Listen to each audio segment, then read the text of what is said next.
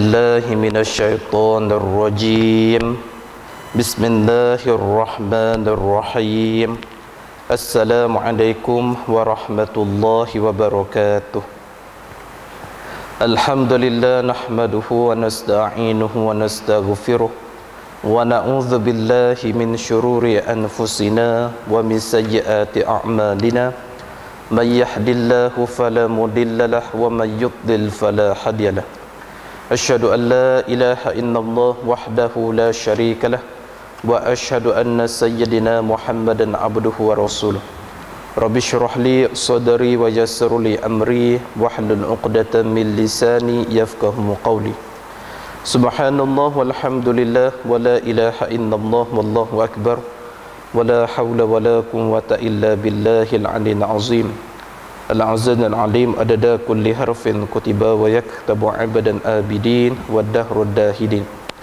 اللهم علمنا ما جهلت وذكرنا ما نسيت ففهمناها سليمان وكنا الحكم وعلما وشكنا مع بدا وسبحنا وطيرا فائلين يا حي يا قيوم يا رب موسى وهارون ورب إبراهيم ورب محمد صلى الله عليه وسلم اللهم ارزقنا فهما والعلم والحكمة والعقل والحفظ برحمتك يا أرحم الراحمين اللهم فقهنا في الدين وعلمنا التأويل اللهم صل على سيدنا محمد وعلى آله وصحبه أجمعين Amma ba'd. Alhamdulillah, bersyukur kita kepada Allah Subhanahu wa taala dengan mengucapkan alhamdulillahirabbil alamin. Salawat dan salam ke atas baginda dengan ucapan Allahumma salli ala sayyidina Muhammad wa ala ali sayyidina Muhammad. Moga-moga kita semua pada malam ni kita doakan semoga kita semua dimuliakan oleh Allah Subhanahu wa taala. Amin ya rabbal alamin. Alhamdulillah, pada malam ni insya-Allah kita akan sambung lagi pengajian yang lepas di dalam kitab Ta'limat Aulad, yang mana pada malam ni insya-Allah kita masih lagi di dalam sambungan kitab kita, iaitu di bawah tajuk tentang kenyataan bangkit tubuh badan manusia pula daripada mati. Maksudnya di bawah tajuk kebangkitan di pada mahsyar. Pada hari itu kita telah membahas sedikit sebagai pendahuluan apakah yang terjadi apabila manusia dibangkitkan daripada mahsyar. Dan insya-Allah pada malam ni kita akan sambung balik. Qala mu'allif rahimahullahu ta'ala wa nafa'ana bi ulumihi wa ulumina fid darain amin rabbal alamin. Kata tuan pengarang kitab rahimahullahu ta'ala, tak kala adalah nyawa-nyawa orang-orang yang mati itu di dalam barzakh pada masa yang dikendaki oleh Allah Ta'ala dengan diazabkan atau dinikmatkan, maka dikahwinkan nyawa-nyawa itu dengan badan masing-masing pula tatkala ditiup sangkala yang kedua. Baik. Jadi manusia ni apabila dia mati dia akan hidup lagi sekali. Maksudnya mati sekali, hidup dua kali. Hidup ni dua kali kedua apabila ditiup sangkala yang kedua. Tiup sangkala pertama berlaku kiamat, maka seluruh makhluk Allah Ta'ala akan dilenyapkan oleh Allah Ta'ala ketika berlaku kiamat. Kata ulama, bagaimanakah suasana dan rupa berlaku kiamat ketika ditiup sangkala pertama? Kata ulama, ibarat seperti mana Allah Ta'ala gulungkan bumi ini seperti mana gulungan kertas. Bagaimana peristiwa kiamat, begitulah ibarat kita gulungkan kertas. Allah Ta'ala lanyakkan dunia ni, semua dunia ni akan dilenyapkan oleh Allah Ta'ala. Maka setelah itu bila mati semua makhluk, Allah Ta'ala pun buat bumi yang lain, bumi yang kedua. Bumi ni kata ulama tidak ada tinggi, tidak ada rendah, semuanya rata saja. Bumi yang kedua ni kena kepada Yaumul Mahsyar, iaitu hari kebangkitan di pada mahsyar. Bila ni? Apabila ditiup sangkala yang kedua. Inilah dikatakan baginya, bacalah firman Allah Ta'ala. Ni ayat Quran dalil nak mengatakan semua kita manusia ni akan dibangkit daripada mahsyar. Summa innakum yaumal qiyamati tub'atsun.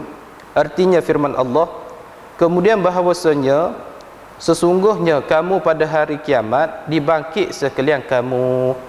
Maka datanglah berpenuh pindah dan berderau-derau dari kubur masing-masing menuju kepada mahsyar, tempat himpunan hal keadaan bertelanjang. Jadi ini dari Quran mengatakan semua manusia akan dibangkit daripada mahsyar, tidak terkecuali. Bahkan para nabi dan para rasul pun tetap akan dibangkitkan daripada mahsyar. Nabi Muhammad dibangkit, Nabi Musa dibangkit, Nabi Daud dibangkit, bahkan hatta kita sendiri pun akan dibangkit. Sebab itulah seluruh umat yang berkumpul daripada mahsyar ni, bayangkan start daripada umat Nabi Adam sehinggalah umat akhir zaman, iaitu umat Nabi Muhammad SAW. Berapa ratus bilion manusia, berapa juta bilion manusia berkumpul di satu tempat yang sama. Allah Rabbilah. Pada waktu itu memang berderau-derau lah, penuh pemandangan dengan lautan manusia. Bila kita tengok penuh dengan lautan manusia. Cuma kata ulama, bagaimanakah Allah Ta'ala bangkitkan manusia ni? Kata ulama, Allah Ta'ala akan susungkan tulang sulbi, dipanggil ajazbu zanab. Tulang sulbi yang duduk di hujung punggung kita ni lah. Antara tulang yang tidak dihancurkan oleh Allah, iaitu tulang sulbi. Maka Allah Ta'ala pun susunlah tulang sulbi ni di pada mahsyar. Maka Allah Ta'ala pun buat datang satu awan, awan yang gelap. Kemudian awan tu turun air hujan, dan air tu sifat dia pekat seperti air mani. Jadi bila turun saja air tu, maka air tu terkena tulang sulbi di pada mahsyar, maka bangkitlah tubuh badan manusia. Kata ulama, tumbuhnya tubuh badan manusia seperti mana tumbuhnya tanam-tanaman, seperti tumbuhnya kulat-kulat. Maka tumbuhlah tubuh badan manusia. Pada waktu itu jasad tumbuh. Maka setelah itu barulah Allah Ta'ala perintah kepada ruh. Bila Allah Ta'ala perintah ruh ni, barulah ruh tu berderau-derau pergi cari jasad masing-masing. Kata ulama, ruh ni keluar ibarat seperti mana tebuang yang keluar daripada sarang dia. Maka keluarlah ruh cari tubuh masing-masing. Maka bila jumpa tubuh masing-masing tu, maka ruh masuk dalam jasad masing-masing. Kata ulama, rasa ruh masuk dalam tubuh ni ibarat seperti mana kita cium racun.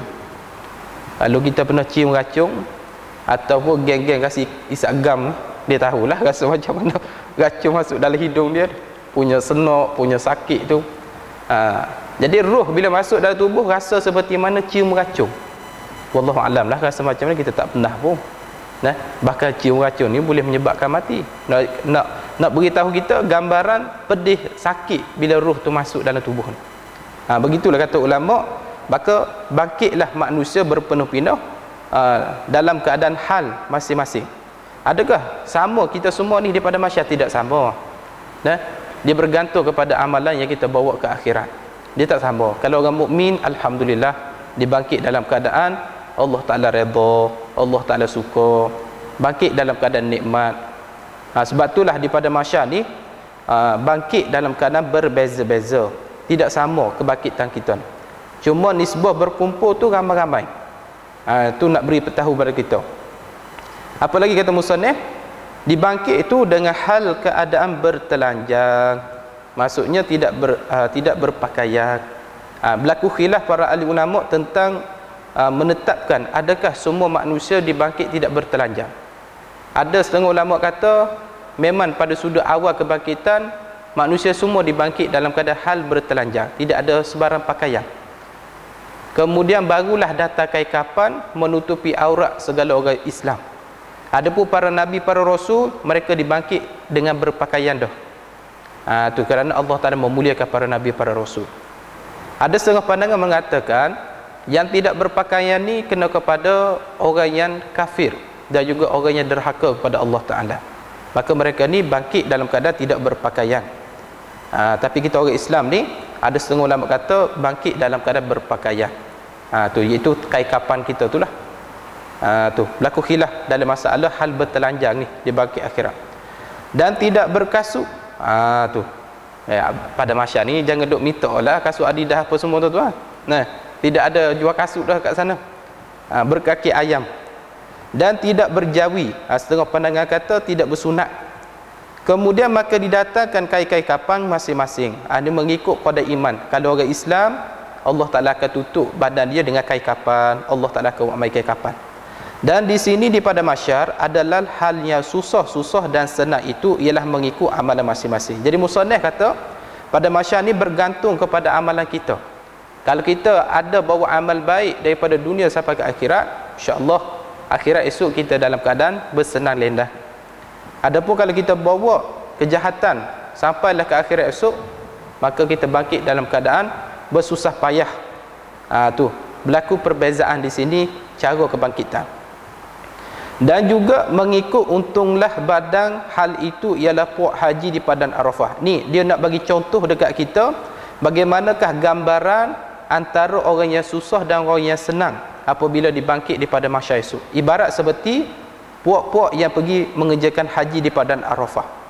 Nah, macam mana gambaran dia? Tidak berbaju, tidak berserban dan juga. Maka senang orang haji yang banyak bekal di bawah khemah-khemah yang bersih-bersih dan seumpamanya. Jadi gambaran bagi orang yang senang dibangkit akhirat esok ibarat orang yang pergi mengerjakan haji di padang Arafah. Siapa yang pernah pergi haji dia tahulah. Bila kita berkumpul di padang Arafah tu, antara contoh orang senang di akhirat esok, dia mengerjakan haji pada Arafah tapi disediakan kemah untuk dia. Kemah tu pula ada ekor. Dalam kemah tu pula ada tempat tidur, ada katil pula lembut, ada kipas angin, siap dengan air mineral, makanan, buah kurma, macam-macam lagi lah. Itu gambaran orang yang senang apabila dibangkit di akhirat esok. Ni gambaran pula bagi orang yang susah. Dan susahlah orang yang tidak berbekal di tengah panas dan dahaga dan lainnya. Ini gambaran bagi orang yang susah dibangkit akhirat esok. Contoh dia pergi mengerjakan haji pada Arafah tapi tidak disediakan kemah untuk dia. Sudahlah kemah tidak ada, lepas tu payung pun tidak disediakan, duduk di bawah cahaya matahari, tidak ada topi, tidak ada alas untuk dia berteduh, maka dia duduklah di bawah cahaya panas, dalam keadaan panas, dalam keadaan dahaga, dalam keadaan tak selesa. Begitulah gambaran bagi siapa yang dibangkit daripada mahsyar dalam keadaan hal susah-susah, hal dalam keadaan diazabkan oleh Allah Ta'ala. Ni. Tetapi susah di pada mahsyar itu masing-masing susah anak bini tidak sekali. Maksudnya apa dia? Susah kita di pada mahsyar, susah seorang diri. Anak bini semua tak hirau dah. Bahkan anak bini bawa hal masing-masing pada waktu tersebut. Kamu-kamu, aku-aku, nafsi-nafsi. Pada waktu tu pun kita tak kenal dah itu anak kita dan itu bini kita. Pasal apa dia? Pada mahsyar ni bawa hal masing-masing. Berlainan di dunia.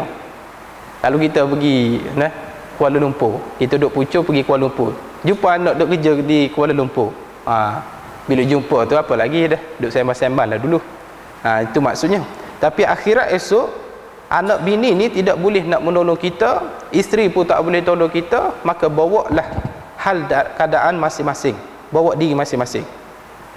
Dan juga kaum keluarga masing-masing bawa dirilah.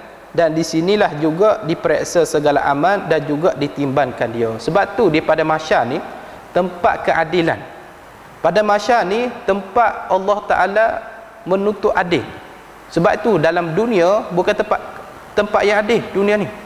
Sebab tu dalam dunia orang boleh buat zalim, orang boleh buat naya, orang boleh buat macam-macam. Siapa yang bunuh orang tapi dia dapat lari daripada di penjara, ataupun dia buat satu kesalahan, orang tak tahu, maka dia boleh tutup kesalahan. Dia buat benda jahat dia orang tutup, orang rahsiakan, dia boleh sorok. Atas dunia boleh. Tapi akhirat esok segala kejahatan kita semua akan diadili. Sebab itulah dunia ni bukan tempat keadilan. Pernah saya ceritakan dulu, ada seorang pakwa dia pergi bunuh makwa dia. Pasal apa dia? Pakwa dia ni marah kepada makwa dia kerana makwa dia curang pergi jari jantan lain. Jadi makwa dia pun mati kena bunuh. Maka roh makwa dia ni tiap-tiap malam pergi kacau pakwa dia tengah tidur tiap-tiap malam. Cerita ni lawak, tapi nak cerita pada kita, roh tu tak tenang nak menuntut keadilan. Setiap kali pakwa dia tidur kot tingkap tu, mai kacau roh makwa dia. Dia mai kacau. Cerita ni lucu, tapi nak cerita pada kita, roh ni nak menuntut keadilan atas dunia. Dunia bukan tempat menuntut keadilan. Yang benar-benar untuk kita mendapat adil, itu akhirat esok. Jadi segala amal kita, sama ada baik dan buruk, semua akan ditimbang di pada mahsyar esok. Allahu Rabbi. daripada depan sampai belakang, kiri kanan, daripada dulu dan sekarang, semua akan diadili. Dan akhirat esok Allah Ta'ala akan balas mengikut qadar apa yang kita lakukan. Kalau kita buat baik, tak akan lebih sedikit dan tak akan kurang sedikit. Kalau kita buat jahat, tak akan lebih sedikit dan tak akan kurang sedikit. Akhirat esok ni adalah tempat untuk orang yang dizalimi, jangan risaulah. Sebab itu siapa-siapa dizalimi, siapa kena aniaya, jangan risau. Kita ada hari akhirat. Contoh harta dunia dia dizalimi, dia kena buat khianat dekat orang berhutang dengan dia, orang tak bayar hutang dia, jangan risau. Akhirat esok awak akan mendapat balik apa yang orang buat nanya dekat awak atas dunia dulu. Sebab itulah tuan-tuan, dalam hidup kita sebelum mati, pastikan kita ni bayar hutang orang dulu. Pastikan dalam hidup kita sebelum mati kita bayar hutang orang. Pasal apa dia? Pasal Nabi kata orang yang berhutang tak bayar ni, bila mati ruhnya tak masuk ke dalam syurga. Pernah satu hari sahabat Nabi tanya, "Ya Rasulullah, kalau aku pergi berjihad fi sabilillah, adakah aku boleh masuk dalam syurga?" Ya, Nabi kata, "Ya boleh.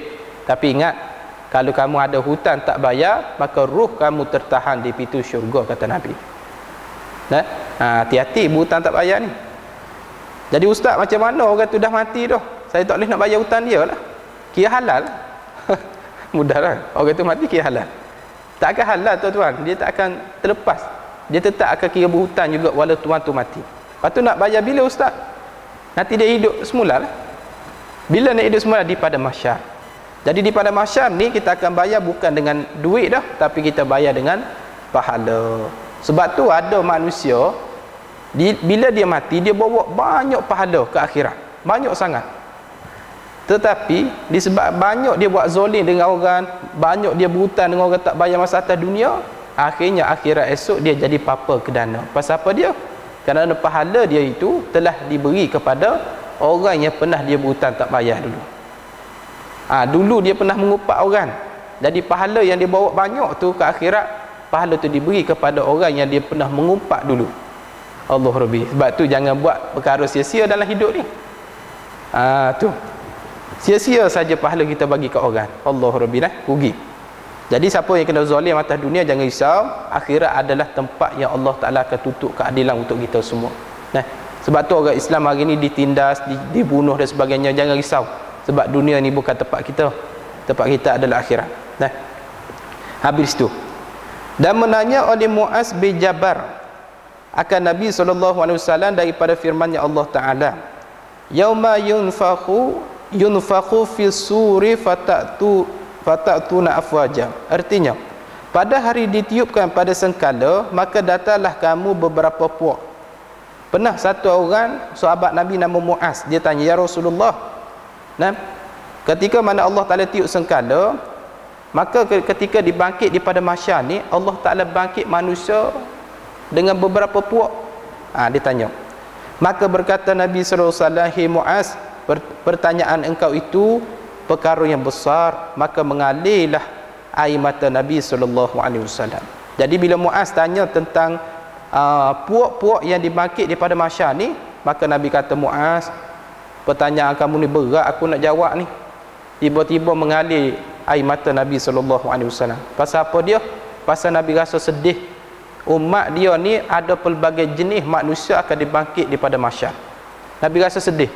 Sebab itulah bila Muaz tanya macam ni, Nabi pun mengalir air mata, rasa sedih sangat kerana umat dia dibangkit dengan beberapa jenis golongan.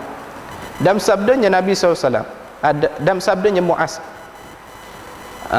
sabdanya Nabi, dihimpunkan daripada mahsyar, Nabi kata dihimpunkan daripada mahsyar 10 bagai daripada umatku. Nabi kata umatku akan dibangkit daripada mahsyar dalam kategori 10 jenis manusia akan dibangkit daripada mahsyar. Yang pertama, umatku yang pertama dibangkit di atas rupa kera. Ada umat aku bangkit-bangkit tengok rupa kera. Tubuh manusia, kaki manusia, tengok kepala kera. Tu. Yang kedua, dibangkit di atas rupa babi. Tu. Dan yang ketiga, disanjungkan mereka itu kaki-kaki di atas, muka-muka ditarik mereka itu. Disanjung ni maksudnya kaki duduk atas tapi kepala duduk di bawah. Dan keempatnya, ada umatku dibangkit dengan hal keadaan buta.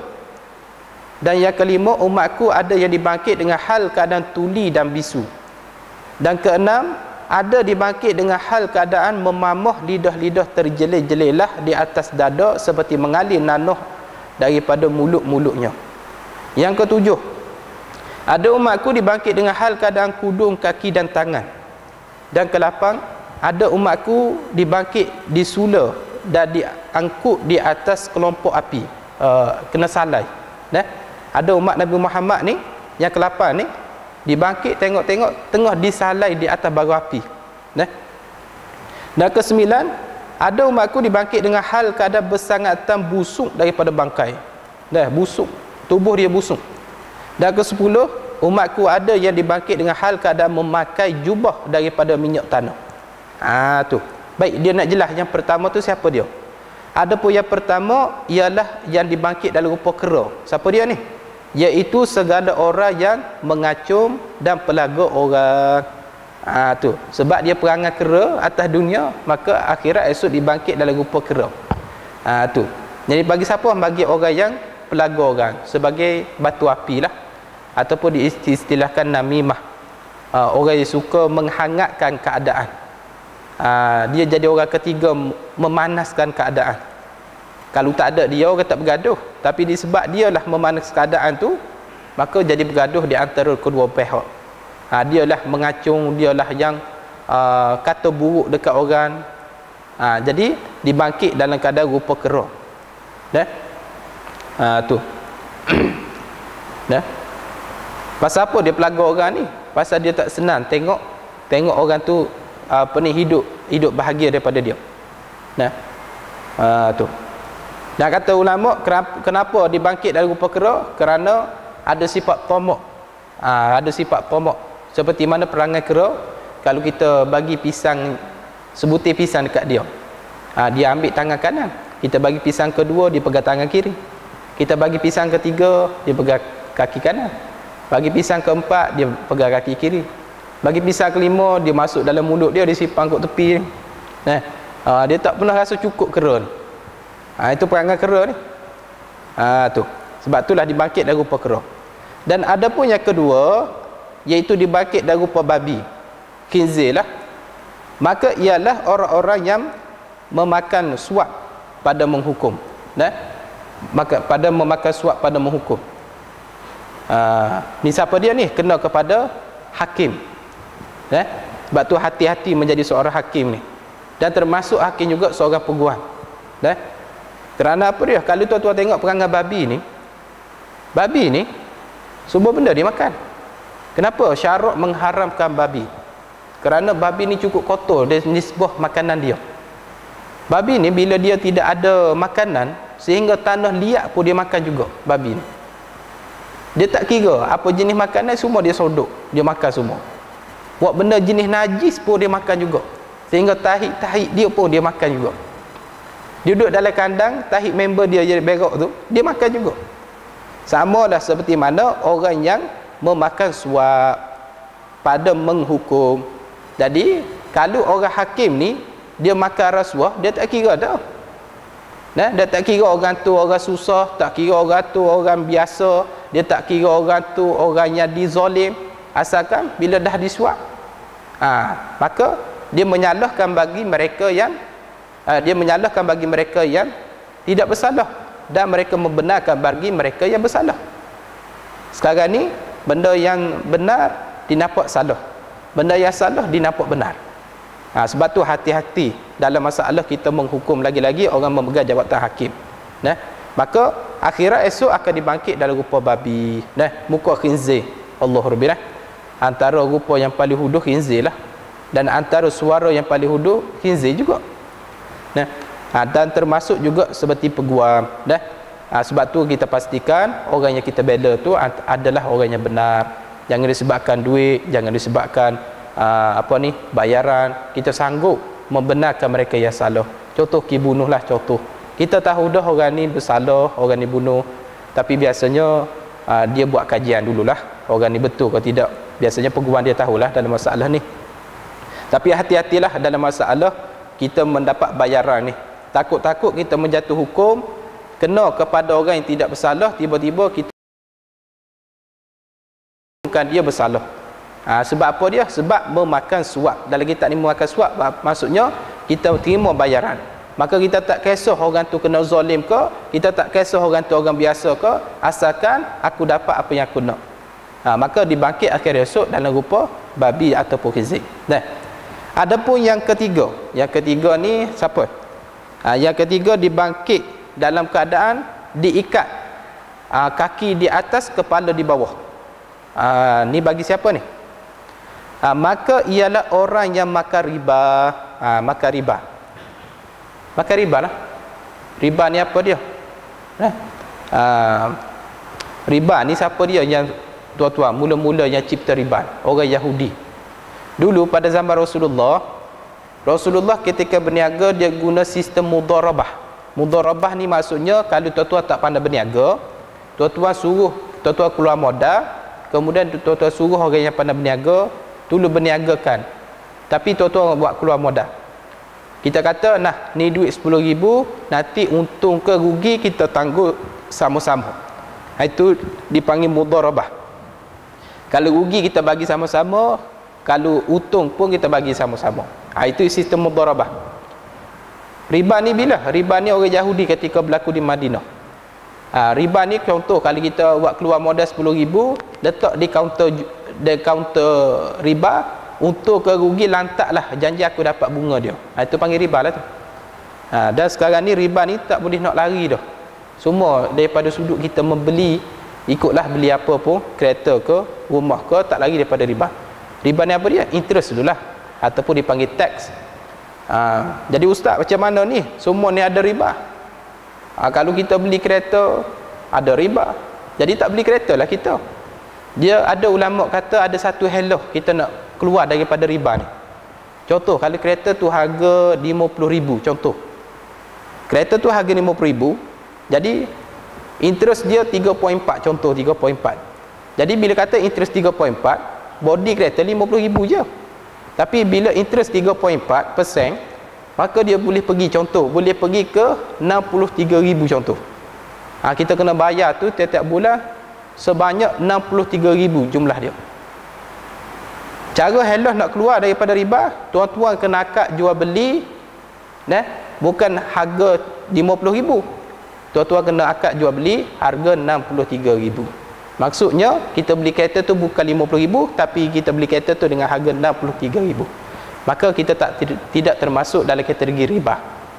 Lepas ni kalau nak beli motor ke, nak beli apa-apa ke, tanya dulu interest berapa dan totalkan dulu keseluruhan. Sekali OTR dia semua, totalkan keseluruhan. Maka bila dapat jumlah total keseluruhan, akad jual beli untuk total tu. Jangan akad jual beli untuk harga body kereta saja. Kena akad jual beli total, barulah kita keluar daripada riba. Itu jalan helah. Kita tak mau termasuk di dalam kategori riba. Boleh faham dah? Lepas ni kalau nak beli apa-apa, minta assessment tu totalkan berapa sekali dengan interest ni. Maka kita akad jual beli sekali dengan interest. Maksudnya harga kereta tu bukan 50,000 lah. Harga kereta tu kita beli akad jual beli 63,000. Itu maksudnya. Tu. Maka kita tak termasuk riba lah. Tu. Tapi kalau tuan-tuan akad jual beli 50,000 tapi kena bayar sehingga 63,000, maka tuan-tuan termasuk kategori riba. Termasuk dalam kategori riba. Boleh faham dah? Maka hati-hati. Sebab apa dia? Kerana orang yang makan riba ni dibangkit dalam keadaan kepalanya digantung di bawah, kakinya diikat ke atas. Tu. Sebab apa dia? Orang riba ni dia suka hitung terbalik. Hitung terbalik ni maksudnya dia hitung semakin banyak lah. Allah lebih. Kalau boleh elok lah daripada riba ni. Adapun yang keempat, dibangkit dalam keadaan siapa ni? Dibangkit dalam keadaan buta. Siapa dia ni? Maka ialah orang-orang yang zalim pada menghukum. Sama seperti tadi. Tadi hakim yang makan suap. Tapi yang ni pula orang yang dibangkit dalam keadaan buta ni, iaitu orang yang zalim pada menghukum. Contoh, ni termasuk hakim juga. Contoh kalau dia menghukum, dia tahu dah orang ni salah, orang ni silap, tapi dia buat tak nampak. Dia tutup kis orang yang silap ni. Tu. Maka dia buat-buat buta, dia buat-buat tak nampak, maka akhirnya akhirat esok Allah Taala bangkit dia dalam keadaan buta. Pasal apa dah? Atas dunia dulu dia tutup kis kesalahan orang jahat. Contohnya lah. Adapun yang kelima. Siapa yang kelima ni? Dibangkit dalam keadaan tuli dan bisu. Maka ialah orang-orang yang berasa hairan dan perasan banyak dengan amal-amal kebajikan mereka itu. Maka bangkit akhirat esok dalam keadaan buta dan bisu. Pasal apa dia? Atas dunia dulu kalau dia buat ibadat show to only, nak tunjuk dekat orang saja. Kalau sembahyang nak tunjuk dekat orang, itu dia panggil termasuk dalam kategori riak. Maka kalau dia baca Quran nak suruh orang dengar suara dia, kalau dia sembahyang suruh orang tengok. Tu maksudnya nak suruh orang pandang, nak suruh orang dengar, nak kata dia ni orang baik, nak kata dia orang ni rajin ibadat. Tu kalau ibadat tunjuk-tunjuk dekat orang, maka dibangkit esok dalam keadaan buta dan tuli. Pasal apa? Atas dunia nak suruh orang tengok, atas dunia nak suruh orang dengar. Akhirat esok Allah tulikan dia dan Allah Taala butakan dia. Allah Rabbi dah. Sebab tu ibadat ni jangan duk tunjuk kat orang. Macam mana ustaz kalau saya duk tengah sembahyang, tiba-tiba mari gangguan, mari rasa nak tunjuk dekat orang. Tuan-tuan kena lawan. Lawan macam mana? Lawan macam ni. Tuan-tuan bila sembahyang tiba-tiba mari gangguan nak tunjuk dekat orang, tuan-tuan niat dalam hati aku buat kerana Allah. Aku buat kerana Allah. Lawan macam tu. Cakap dalam hati aku buat kerana Allah. Tu macam tu je. Nah. Dan ada pun yang keenam. Yang keenam ni dibangkit dalam hal keadaan apa dia ni? Dengan hal keadaan memamah lidah terjelir. Lidah dia terjelir, kemudian dia mamah lidah dia pula. Lidah ni terjelir sampai ke dada, kemudian dia mamah lidah dia, kemudian mengalir nanah daripada mulut dia. Ni bagi siapa dia? Itu bagi segala ulama yang menyalahi mulut dengan kata yang buat. Jadi ramai. Maksudnya ulama su lah, kena ulama yang jahat. Nabi kata apa dia? Aku lebih takut daripada Dajjal ni, iaitu ulama yang su. Nabi lebih takut daripada Dajjal, iaitu ulama su. Pasal apa dia? Kerana ulama su ni bila bercakap semua orang percaya. Ulama kan, siapa tak nak percaya ulama ni? Tapi ulama yang jahat ni, dia bercakap benda ni tapi dia tak buat benda tu, ataupun dia bercakap menyalahi apa yang dia cakapkan. Biasa ulama su ni dia menyebelahi orang zalim lah. Tu sebab tu Nabi kata yakunu fil akhir zaman diubadu juhalun al-ami fusakun. Akhir zaman nanti kamu akan jumpalah ramai orang buat ibadat ni tapi buat dalam keadaan jahil. Yang kedua, kamu akan jumpa ulama yang su, ulama jahat. Maka mereka menyebelahi orang zalim. Jadi ulama su ni bahayalah. Nah, adapun yang ketujuh. Yang ketujuh ni maksud dibangkit dalam hal keadaan kudung, kaki dan tangan. Maka ialah yang menyakiti jiran. InsyaAllah kita bagi lalu pada azan dulu.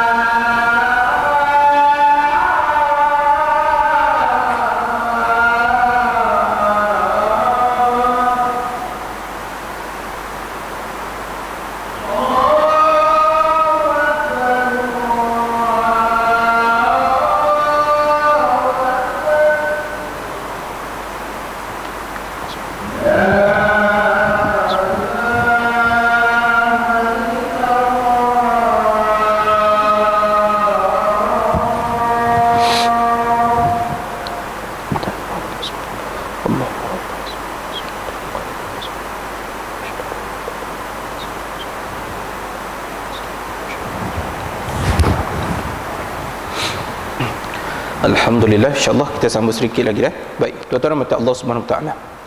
Baik, adapun yang ketujuh, yakni dibangkitkan dalam keadaan kudung kedua tangan dan kaki. Siapa dia?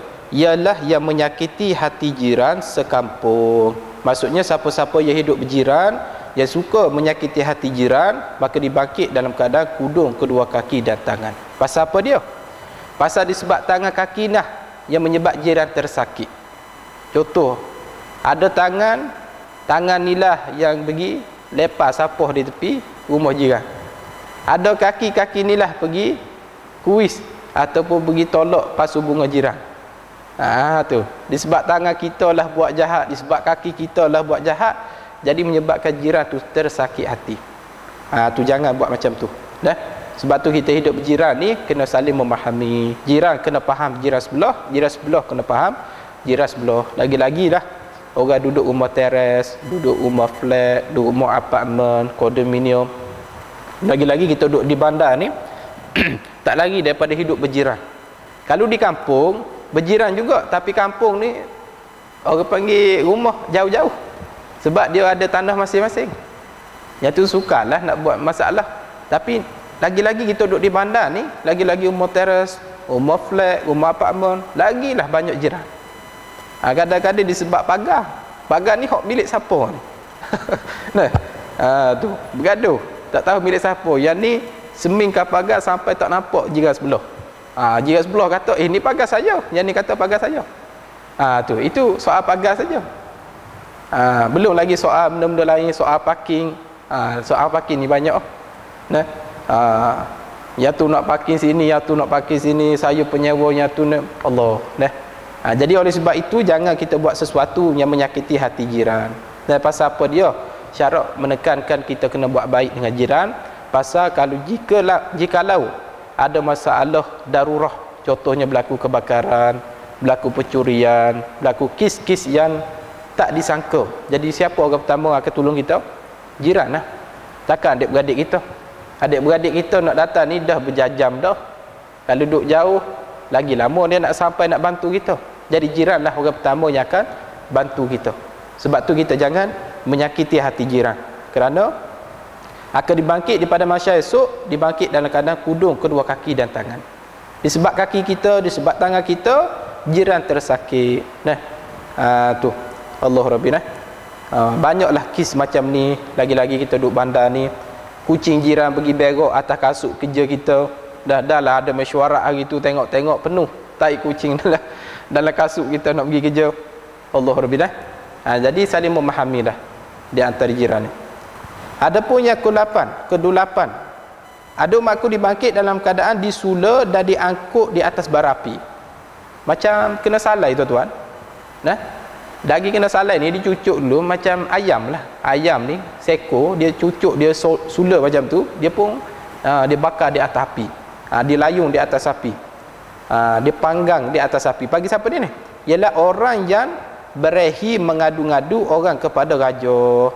Ni orang panggil suka sangat mengadu kepada pembesar. Ada masalah sikit mengadu pada pembesar. Macam kroning lah ni. Tu contoh, kalau tempat kerja, bila ada staff buat kerja sikit, mentah-mentah dia rapat dengan bos, dia mengatakan, bos, ni curi tulang bos, ni mengupak dekat bos ni. Ibarat macam tu lah. Siapa suka mengadu-ngadu pada pembesar, kepada raja, kepada bos, maka dibangkit esok, disula dan diangkut di atas bara api. Maka disalai dia di atas bara api. Allah Rabbina. Sebab dia lah yang menyebabkan orang lain jadi marah kepada orang lain. Adapun yang ke-9, yakni dibangkit dalam keadaan tubuh dia busuk, lebih busuk daripada bangkai. Allah dah. Maka ialah orang-orang yang menurut keinginan hawa nafsu dan menegahkan hak Allah Subhanahu Wa Taala pada harta mereka itu. Jadi tuan-tuan, nafsu ni kalau ikut kotor nafsu ni. Nah, nafsu ni keinginan.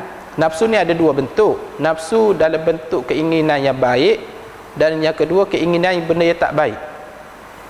Ada kita rasa nak pergi solat, kita nak pergi masjid, nafsu tu maksudnya keinginan, nafsu hawa. Nafsu keinginan nak pergi ke masjid, yang tu orang panggil nafsu tu dipujilah. Baguslah nafsu tu. Tapi ada juga nafsu yang dicela. Contoh nafsu nak berzina, nafsu nak makan lebih, nafsu nak buat maksiat, tu. Jadi sebenarnya nafsu ni lebih kepada benda yang kotor dalam agama. Kebanyakan nafsu ni dia menyalahi hukum Allah Taala. Sebab tu Allah Taala anugerah kepada manusia yang pertama akal, yang kedua nafsu. Pasal apa Allah Taala beri akal dan nafsu? Pasal nak suruh akal ni kontrol nafsu. Tak sempurna kontrol nafsu kecuali didatangkan agama. Maka bila mari agama Islam, maka dialah menjagakan kita semua daripada sifat rosak. Mentang-mentang kita nafsu, maka kita tak boleh ikut suka saja ikut nafsu ni. Dia ada sakat dia. Kalau kita ada nafsu tapi tidak ada akal, tu jadi binatang. Tapi kalau ada akal, tidak ada nafsu, iaitu jadi malaikat. Sebab tu kata ulama, siapa yang akal dia boleh menguasai nafsu, maka dia ibarat seperti malaikat. Tu.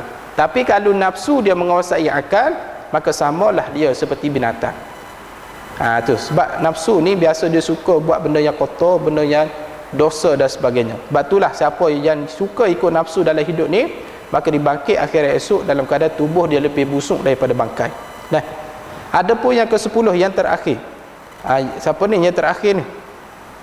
Iaitu dibangkit dalam hal keadaan memakai jubah daripada minyak tanah Allah Rabbi. Allah Ta'ala pakai jubah daripada minyak tanah. Abu Lahab antara orang kafir yang paling ringan dia diazab di dalam neraka. Rupanya orang kafir ni pun ada berbeza-beza azab juga. Contohnya Abu Lahab ni antara orang kafir yang paling ringan dapat azab, iaitu dipakaikan 2 kasut daripada api neraka. Bila pakai saja 2 kasut tu, Abu Lahab kata, sehingga otak dia menggelegak. Dia kata, akulah yang paling azab dalam neraka ni, dia kata. Allah Ta'ala pun jawab balik, padahal kamulah yang paling ringan azab dalam neraka. Allah Rabbi dah. Tu Abu Lahab dia paling ringan lah. Sebab apa dia? Abu Lahab ni antara orang yang pertama yang suka sangat kelahiran Nabi SAW. Sebab itulah Abu Lahab ni dia suka anak saudara dia lahir. Abu Lahab ni masa tu dia ada hamba sahaya. Jadi hamba sahaya beritahu kepada, ya Abu Lahab, anak menakang kau ni telah dilahirkan, anak saudara awak ni telah dilahirkan. Maka Abu Lahab pun cukup suka. Abu Lahab kata, wahai hambaku, hari ni aku bebaskan kamu. Pasal apa dia? Kerana suka sangat Abu Lahab kelahiran Nabi SAW, sehingga dia membebaskan hamba sahaya dia. Subhanallah. Abu Lahab ni suka kelahiran Nabi. Jadi akhirnya Allah Ta'ala pun ringankan azab dia. Tapi dengan sebab itulah bila kita sambut maulid, agar Allah Ta'ala beri syafaat seperti mana yang ni lah. Abu Lahab Allah Ta'ala ringan azab, kita lagi lah. Moga-moga kita duduk sambut maulid, kita duduk puji Nabi Muhammad ni, Allah Ta'ala masukkan kita dalam syurga. Asbab tu insya-Allah. Maka yang ke-10 ni dibangkit dalam hal keadaan memakai jubah daripada minyak tanah. Siapa dia? Ialah segala yang sombong-sombong dan bisa-bisa, na'udzubillah. Orang sombong. Orang sombong. Sebab orang sombong ni tuan-tuan, orang sombong akhirat esok kata Nabi SAW, dia akan dijadi seperti mana semut. Bukan berubah jadi semut, tapi dia ibarat dijadi seperti semut, dan seluruh pada masyar akan pijak dia. Pasal atas dunia dia pijak orang sebab dia sombong, tapi akhirat esok orang pula pijak dia. Sebab tu dalam dunia kita tak boleh sombong. Sebab tu kita kena ingat asal usul kita daripada mana, iaitu daripada air mani. Kita ni hina belakang. Bila kita jadi raja, bila kita jadi menteri, kita jadi ada jawatan ke apa semua, maka kita ingat balik kita ni daripada mana. Maka sebab itulah kita tak boleh sombong dalam hidup ni. Boleh faham tuan-tuan baca Allah. Dan sedikit lagi, dan ada setengah ulama kata ada manusia dibangkit dalam rupa tikus. Tu badan manusia, tangan-tangan manusia, tapi muka tikus. Pasal apa dia? Sebab amalan di atas dunia dulu amalan tikus. Apa amalan tikus ni tuan-tuan? Dia suka ragut barang orang yang disusur api. Tu. Jadi siapa-siapa yang diberi jawatan apa semua, janganlah kita duk ragut duit-duit orang ni. Takut dibangkit esok-esok, dibangkit dalam rupa tikus. Yang seterusnya kata ulama, ada juga dibangkit dalam rupa harimau. Dalam rupa harimau. Apa amalan harimau di dunia ni? Amalan harimau atau di dunia ni, dia nak menang saja. Amalan harimau ni, dia rasa dia hebat, dia rasa dia betul, dia rasa dia keras kepala. Di mana sahaja ada hutan, di situlah dia mendakwa diri dia raja. Itu perangai harimau. Padahal hutan tak pernah pun buat mesyuarat melantik siapa-siapa jadi raja. Tu tak pernah pun penduduk hutan buat organisasi siapa nak lantik jadi raja. Tapi rimau ni dia tak peduli dah.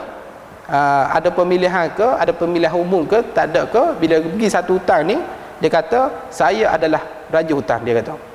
Tu selepas jadi raja, apa dia berlaku? Harimau ni bukan dia melindungi rakyat dia, bahkan dia pergi makan pula rakyat dia tu. Itu perangai harimau. Sebab siapa dia? Maka dibangkit akhir esok dalam rupa rimau. Allahu Rabbi dah. Itu maksud kata musannif. Habis situ. Nauzubillah bizalik, inilah hal yang berdosa. Cubalah kita berfikir banyak-banyak apakah guna kalau lebih di atas dunia dan pada akhirat jadi begitu rupa. Allah Rabbi. Batu musannif pesan dekat sini, inilah jenis manusia yang berdosa yang dibangkit di akhir esok, ada 10 jenis rupa manusia. Nah, jadi tak ada guna atas dunia kita lebih dan sebagainya, tapi akhirat esok dibangkit dalam begini rupa. Nauzubillah. Jadi oleh sebab itu musannif dia berdoa kepada Allah Taala minta berlindunglah daripada dibangkit dalam rupa-rupa tersebut. Jadi oleh sebab itu ini sebagai nasihat untuk kita semua, janganlah kita beramal seperti mana amalan-amalan yang disebut tadi. Takut-takut kita termasuk dalam golongan yang disebut tadi dah. Wallahu taala, kita rasa setakat tu dulu, insya-Allah pada bulan depan kita akan masuk tajuk seterusnya, iaitu kenyataan hasyar segala mukmin dan orang kafir. Nanti bulan depan kita akan cerita bagaimanakah keadaan orang mukmin dengan orang kafir dibangkit daripada mahsyar dah. Dan kemudian kita akan cerita baliklah tentang syurga, neraka dan sebagainya. Wallahu taala. A'udzubillahi minasyaitonir rajim. Bismillahirrahmanirrahim. Alhamdulillahirabbil alamin wassalatu wassalamu ala asyrafil anbiya'i wal mursalin sayyidina Muhammadin wa ashabihi ajma'in. Allahumma fa'alna bima 'allamtana wa 'allimna wa zidna bi rahmatika ya rahimin. Rabbana atina fid dunya hasanah wa fil akhirati hasanah wa qina adzabannar. Wa sallallahu ala sayyidina Muhammadin wa alihi wasallam. Walhamdulillahirabbil alamin. Wassalamu alaikum warahmatullahi